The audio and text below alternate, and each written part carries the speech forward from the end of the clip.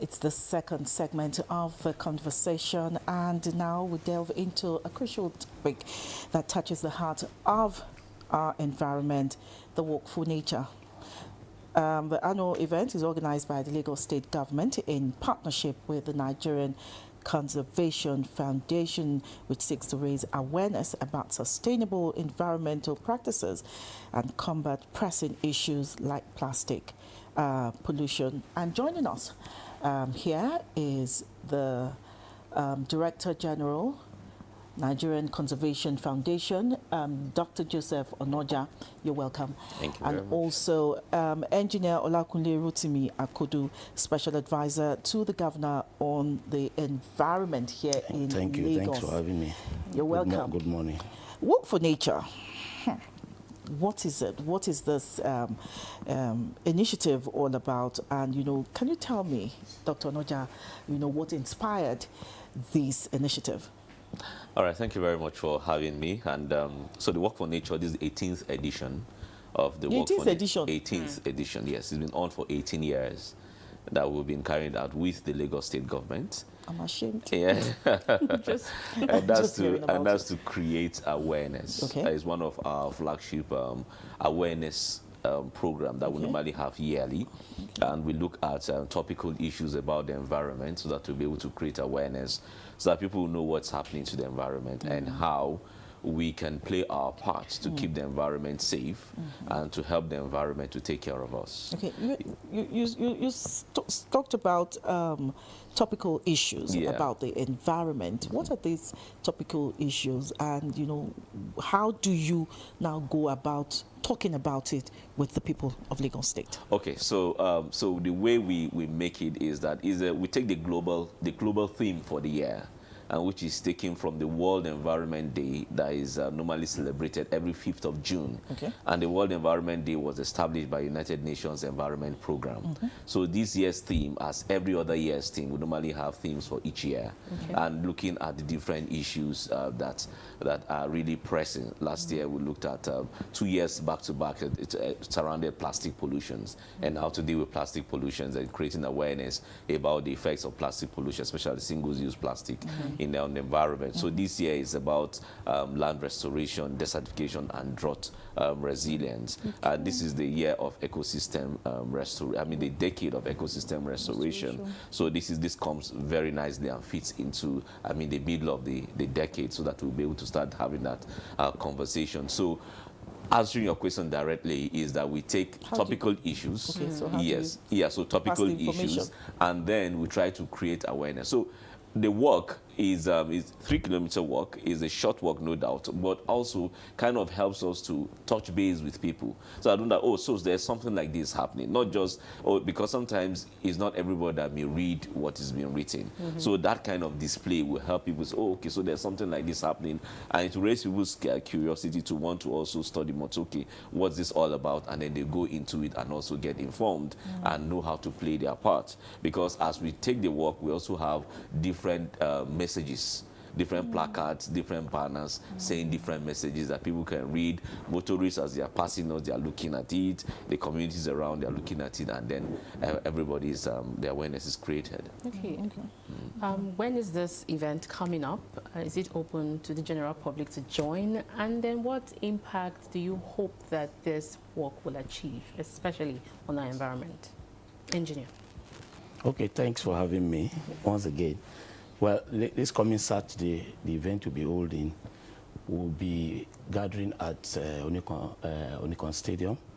It will commence around 7:15, and the public is of course invited. That's the reason why we are coming on air. That's the reason why we're on social media. The general essence is to create awareness and sensitize our people. Let them get to understand what is happening, what's interfacing with nature, with their environment, with their surrounding, how well to go about it, what nature holds for us, how nature fights back if we don't get to do the right things, or treats her well, we'll get the same feedback from nature.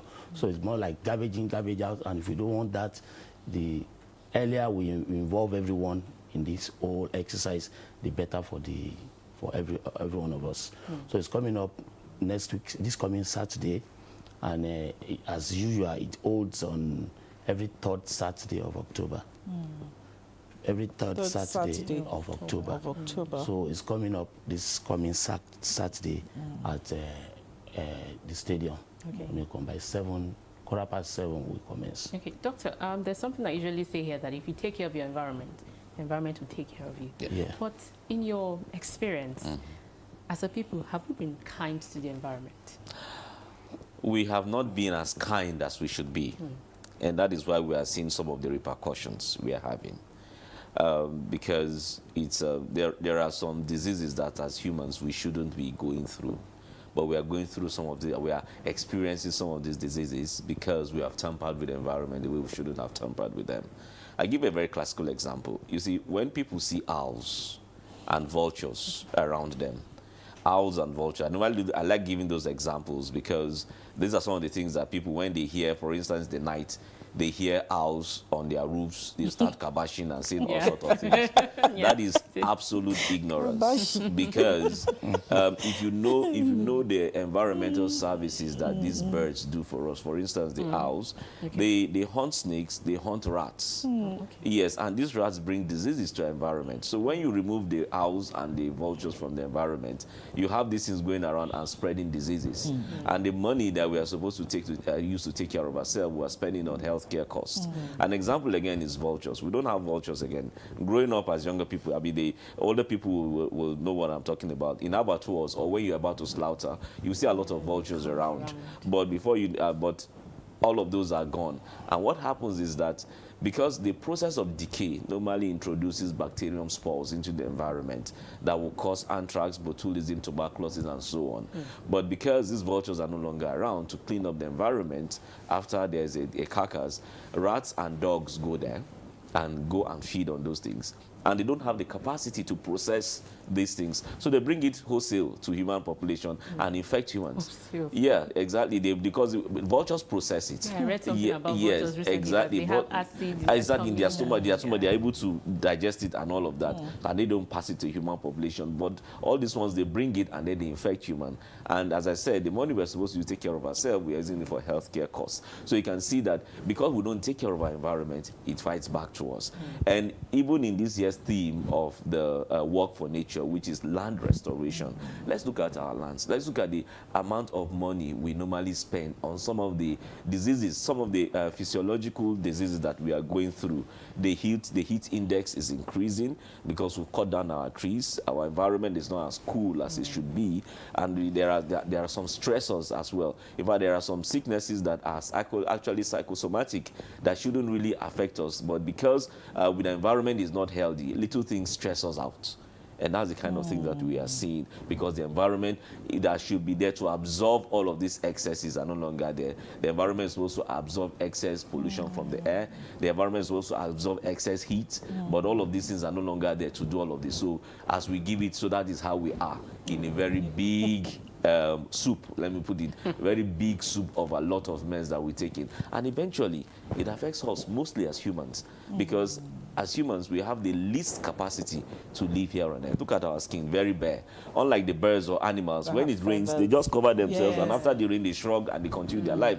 But us, when rain beats us here and there, now you start shivering and all of that, because we don't have that capacity. So that is why we need to take care of the environment, so the environment will take care of us. Okay, Engineer Olakunle, beyond Work for Nature, how do you think government, should sustain this initiative in terms of continuous engagement? Thank you. Well, that's not it's nothing to negotiate. We have no choice but to sustain it, and government, of course, we're doing a lot to get that done. We have the students' body that we're already bringing on board. We have the school clubs that we've introduced, to the Work for Nature, program. And if you come on Saturday, you're going to see a whole lot of different, people, groups of people, groups of people coming in to play their part. We have the professional bodies, we have the associations, the Nigerian Environmental Societies, they're all coming in. So we make sure that all blocks are well carried along. And the idea of catching them young is also very key to all of this. So that's why we have to go down to the grassroots, the schools, the local governments, you know, get them involved. I think the problem we have ordinarily is people not being aware, not even understanding what you are doing. What you are talking about, exactly. Just see you walking on the street, you don't even know what it's all about. You just see like some bunch of jobless people. What are they after? What are they? But by the time you communicate, you make your communication effective enough that they now see you, you see them. They now understand that they need to be part of this because it's for the general good of the society. You see them coming in and it will have natural flow. The government has drawn up programs, you know, good programs and has partnered with a lot of private sectors. NCF is just one of it. You know, Lufasi is also another private sector, you understand? And we look at nature conservation generally. And from what he said, you can see that a lot of tampering has happened on our ecology. So there's ecological imbalance. We're seeking for that balance, and we need to put everything, you know, we have to ensure that we regain that balance. Quest for development. We lost our lands, we lost our vegetation. The carbon footprint keeps increasing. So we have to put all of this on the reverse and make sure that, and that is the more reason work for nature is what we cannot joke with. The government is focused on it, the budgets are going on it, activities, programs are on it to ensure that this, you know, gain traction and consciousness of the general public. Okay, you said the event is at Onikon. Yes, Onikon Stadium. That's where we'll be meeting for the program. Then the walk will take off. From what time? You know, 7:15. Okay. So walk me from stadium to where? We move. We just take 3-kilometer walk to the nearby. You know, 3 kilometers is still, you can imagine the radius. So we're moving from that stadium, that Onikon Stadium. So we go into Lagos Island. Okay. We have the map. We have the itinerary. We go into Lagos Island. We want to go into areas where we have enough people that will see. You know, if you look at the Onikon area, it's more like quiet place. The stadium and it's quiet. You don't have residents there. So we need to ensure that the trek that we're embarking on that walk, we walk into areas where we have people. People that will be challenged, they'll be worried that what are they doing? What is all this about? Okay. And from there, with our placards, our banners, then we start, you know. And the usual practice, the usual I was going to say previous years. The previous years, the way it plays out. If you go out where, say, like 100, 200 people, by the time we're returning, we are running into hundreds or thousands. You have people joining. People joined, you know, and they're But happy. have you always used the same spot, the same venue, which is Onikon? No. This time, we're just going to the stadium now. Okay. The last time we used Onikon Youth Center. We took off from there. And before then, we had about 3 centers in Lagos State, you know. Because of COVID, simultaneously. Because of COVID, we had to break that crowd so that we don't concentrate at a point. You know, there were laws, there were rules, you know, distancing and all of that. So we had about 3 centers, but this time around we're coming back together. Thank God COVID is out.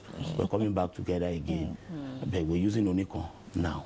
So you for said, this very one. Okay, and Doctor, you said this is the 18th edition. So how have you been able to gauge the successes of the past editions? Okay. Is it just to come out and walk? Any success stories? Yeah, so if we take, for an example, the last 2 years, 2 editions talked about plastic, single-use plastics. And you will see what's happening in Lagos State. The government is walking its talk. I mean, so it's something that you will continue to see when an issue, because an issue that we try to highlight is not just the work for nature alone that is the avenue for us to discuss these issues. We have different avenues to create awareness, and we engage different stakeholders to be able to ensure that our messages continue to go. There was a time that it was a tree planting that was a thing. Lagos State government, every year there's a tree planting. I mean, a lot of private sector, a lot of institutions, corporate organizations are partnering with NCF to take up this message about tree planting and so on. And then we try to call it not just tree planting, but tree nurturing, so that when you plant a tree, you ensure that you nurture it to be able to grow. So you can see that there's a gradual shift in the message, and it's not just, oh, we just do it and we'll go and fold arms and sit down. No, there are actions that follow such. So it's not just a one-off thing; it's a continuous thing. And we've seen behavioral change both at individual level, at community level, at corporate organizations level, even at the government level as well. So so that is why we've been going on and on with it, because we see the impact and we see how we are able to ensure that our message is effective. And but we can do better.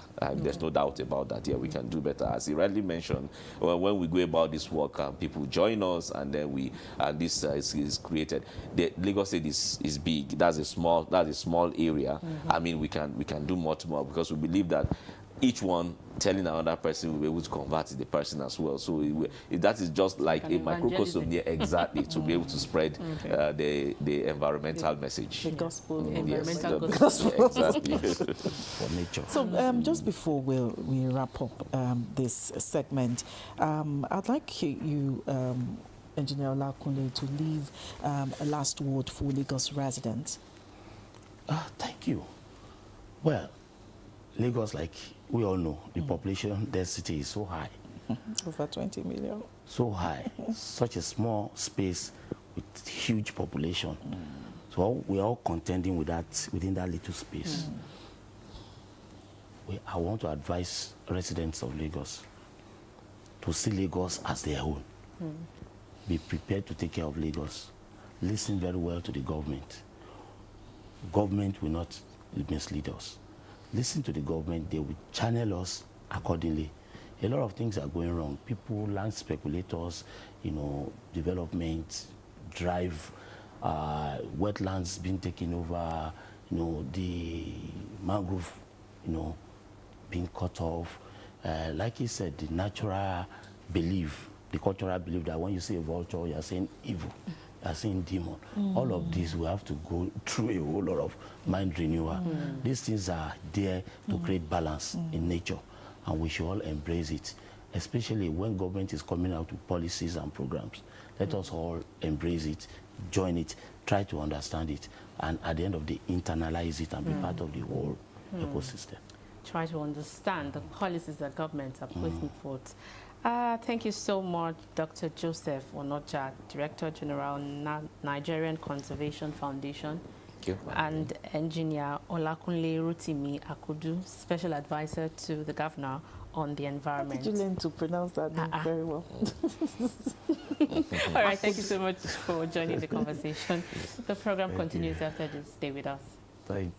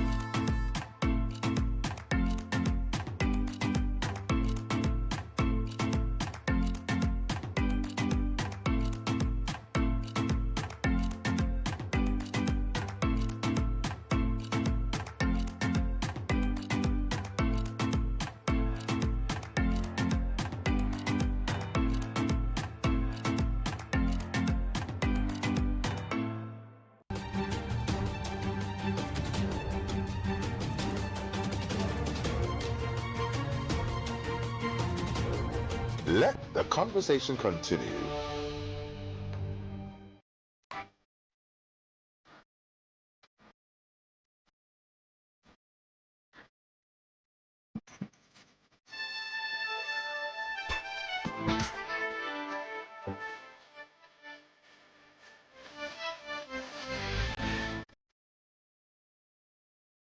The deputy governor, the past ones, can I remember? I can't now. Okay, deputy. Bakale. Miss Bakere. Hey God.